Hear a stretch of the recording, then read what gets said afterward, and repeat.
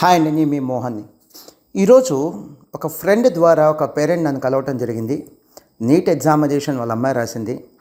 నీట్లో మంచి స్కోర్ వస్తుందని నమ్మకం లేదు. సో ఆల్రెడీ కీ పెట్టడం జరిగింది. బై ఈరోజు అంటే May 10, 2024 ఈ రోజున నేను వీడియో చేస్తున్నాను. నీట్ ఎగ్జామినేషన్ కీ చూసిన తర్వాత మెడిసిన్ సీట్ సాధించే అవకాశమే లేదు.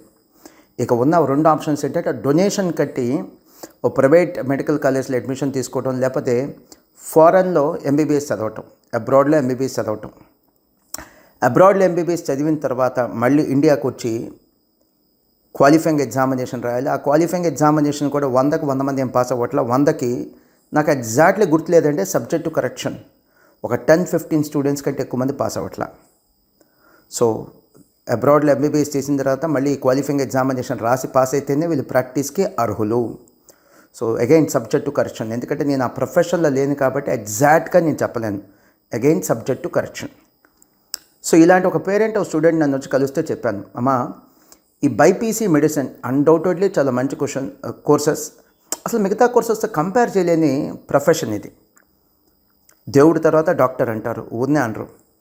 సో నువ్వు ఒక డ్రీమ్గా పెట్టుకున్నావు, సాధ్యం కాలేదు. మళ్ళీ లాంగ్ టర్మ్ ఎగ్జామినేషన్ రాసే ఉద్దేశం ఉందా అని అంటే, లాంగ్ టర్మ్ రాసిన అంటే ఇంకో 1 year కోచింగ్ తీసుకొని రాసిన ఇవే మార్కులు వస్తే పెద్దగా మార్పు ఏం రాదు. మహా అయితే ఒక 40-50 మార్క్స్ పెరుగుతాయి. నెక్స్ట్ ఇయర్ ఇంకా ఎక్కువ మంది ఎగ్జామినేషన్ రాశారనుకో, నీట్ ఎగ్జామినేషన్ ఇంకా కాంపిటీషన్ పెరుగుతుంది. సో అబ్రాడ్కి వెళ్ళి ఎంబీబీఎస్ చేయటం, లేకపోతే డొనేషన్ పే చేసి ప్రైవేట్ మెడికల్ కాలేజ్లో ఎంబీబీఎస్ చేయటం, లేదా బీడీఎస్ డెంటిస్ట్గా స్థిరపడటం, ఒక డెంటల్ కాలేజ్లో అడ్మిషన్ తీసుకోవటం. ఇవి స్టూడెంట్ ముందు ఉన్నటువంటి ఆప్షన్, పేరెంట్ ముందు ఉన్నటువంటి ఆప్షన్. ఫ్రాంక్గా చెప్పాలంటే స్టూడెంట్కి ఇవి ఇష్టం లేదు. అందుకనే మాస్టర్ మైండ్స్కి రావటం జరిగింది. సో నేను స్టూడెంట్కి చాలా చక్కగా చాలా ఓపికగా చెప్పాను. నువ్వు చెప్తున్నటువంటి ప్లాన్ ఏ, ప్లాన్ ఏ అంటే ప్రైవేట్ మెడికల్ కాలేజ్లో డొనేషన్, ప్లాన్ బి అంటే అబ్రాడ్కి వెళ్ళి చదవటం, ప్లాన్ సి అంటే ఇక బీడీఎస్ చేయటం, డెంటిస్ట్. వీటన్నిటికంటే కాస్త మెరుగైన ఆలోచన చెప్తానమ్మా, ఒకసారి ఆలోచించుకో. నేను చెప్పానని డెసిషన్ తీసుకోవద్దు. ఇదేదో మాస్టర్ మైండ్స్లో అడ్మిషన్ కోసం నేను చేస్తున్నటువంటి ప్రయోగం కాదు, మాస్టర్ మైండ్స్లో అడ్మిషన్ కోసం నేను చేస్తున్న ప్రయత్నం కూడా కాదు. నువ్వు నీ కెరీర్ గురించి, నీ కెరీర్ పాత్ గురించి వచ్చావు కాబట్టి ఒక అన్బయాస్డ్గా చాలా ఫెయిర్గా, ఓపెన్ మైండెడ్గా నేను నీకు ఇస్తున్న సజెషన్. సపోజ్ ఇప్పుడు నీట్ ఎగ్జామినేషన్ రాసాం, ర్యాంక్ వచ్చింది. మంచి ర్యాంక్ వస్తే ఫ్రీ సెట్ వచ్చింది, మంచి ర్యాంక్ రాకపోతే పేమెంట్ సీట్, డొనేషన్ కట్టాలి. ర్యాంక్ని బట్టి ఏ ఊర్లో లేదా ఏ బ్రాంచ్లో ర్యాంక్ని బట్టి ఇండియాలో ఎక్కడ సీట్ వస్తే అక్కడ అడ్మిషన్ తీసుకోవాలి. ర్యాంక్ని బట్టి ఇండియాలో ఎక్కడ వస్తే అడ్మిషన్ అక్కడ తీసుకోవాలి. అంతే కదమ్మా అన్నాను. ఈ ఊర్లోనే నాకు సీట్ రావాలని గ్యారంటీ ఏం లేదు, నా హోమ్ టౌన్లో అడ్మిషన్ రావాలని గ్యారంటీ ఏం లేదు. వెరస్ చార్టర్డ్ అకౌంటెన్సీ లేదా కాస్ట్ అకౌంటెన్సీ లాంటి కోర్సుల్లో నీకు ఎక్కడ కావాలంటే అక్కడ జాయిన్ అవ్వచ్చు. సపోజ్ నీకు గుంటూరు కావాలి, జాయిన్ అవ్వు. హైదరాబాద్ కావాలి, జాయిన్ అవ్వు. వైజాగ్, బెంగళూరు, చెన్నై, ముంబై, ఢిల్లీ, గుర్గాం, నీకు ఎక్కడ కావాలంటే అక్కడ అడ్మిషన్ తీసుకోవచ్చు, of your choice. And donations ₹1 కూడా డొనేషన్ ఉండదు ఇక్కడ. నువ్వు పెట్టే కష్టమే ఇక్కడ ఇన్వెస్ట్మెంట్. ₹1 కూడా డొనేషన్స్ ఉండవు. అండ్ సెకండ్ అడ్వాంటేజ్ ఏం చెప్పానంటే, ఎంబీబీఎస్ ఒక 5 years చదవాలి. ఎంబీబీఎస్తో చదువు ఆపలేం. ఆ తర్వాత మనం పీజీ చేయాలి, సూపర్ స్పెషాలిటీ కూడా చేయాలి. సో బైపీసీ తర్వాత కనీసం 7-8 years ఇంకా చదువుకోవాలి. వెరస్ బైపీసీ తర్వాత సిఏ లేదా సిఎంఏ కోర్సెస్ అయితే కనుక, సిఏ తీసుకుంటే కనుక 4 to 5 yearsలో కంప్లీట్ అవుతుంది. వెరస్ సిఎంఏ కోర్స్ అయితే కనుక 3 to 4 yearsలో కంప్లీట్ అవుతుంది. సో దాంతో కంపేర్ చేస్తే చాలా తక్కువ టైంలో సెటిల్ అయ్యే అవకాశం చాలా ఎక్కువ ఉంది, ప్రాబబిలిటీ చాలా ఎక్కువ ఉంది. అండ్ థర్డ్ వన్, ఎలా అయితే మనం ఎంబీబీఎస్ చేస్తున్నప్పుడు మెడికో మనం చేయాలి, స్టైఫండ్ వస్తుంది, ఇంటర్న్షిప్ చేయాలి, మెడికో అని అంటారు. అలానే సీఏ కోర్సులో కూడా ఒక పెద్ద అడ్వాంటేజ్ ఏంటంటే ఇంటర్న్షిప్ ఉంటుంది. ఒక 2 years పాటు ఇంటర్న్షిప్ ఉంటుంది. సిఎంఏలో కూడా ఇంటర్న్షిప్ ఉంటుంది. ఆ ఇంటర్న్షిప్ చేసేప్పుడు 5,000 నుంచి 20,000 రూపీస్ దాకా పర్ మంత్ స్టైఫండ్ కూడా వస్తుంది. సో ఒక ఫైనాన్షియల్ అసిస్టెన్స్, మీ పేరెంట్స్ మీద డిపెండ్ అవ్వకుండా మీరే financial assistance. So compare to బైపీసీతో కంపేర్ చేస్తే, ఎంబీబీఎస్తో కంపేర్ చేస్తే, మెడిసిన్తో కంపేర్ చేస్తే దీంట్లో ఇంకొక అడ్వాంటేజ్ కూడా ఉంది.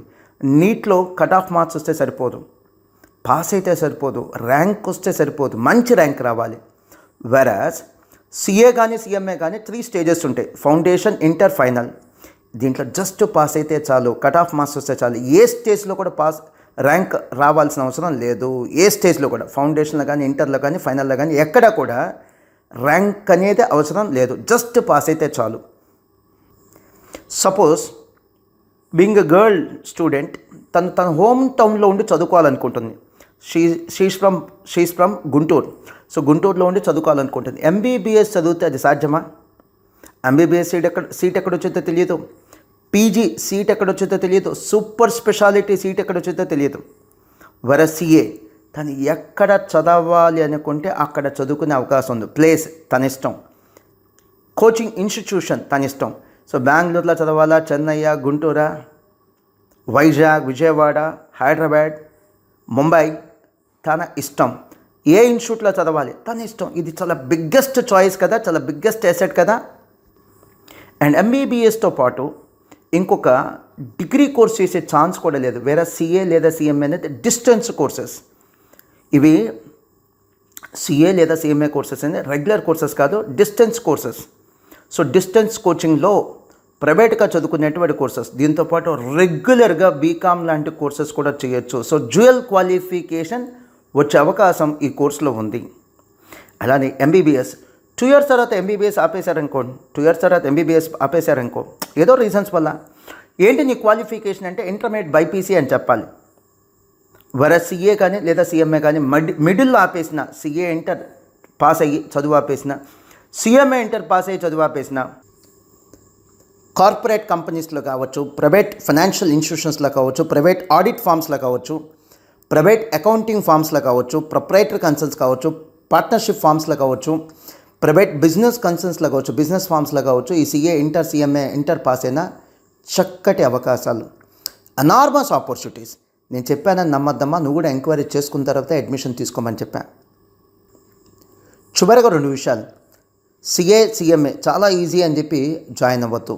ఇది బీటెక్ కంటే, బీకామ్ లాంటి కోర్సెస్ కంటే కష్టం.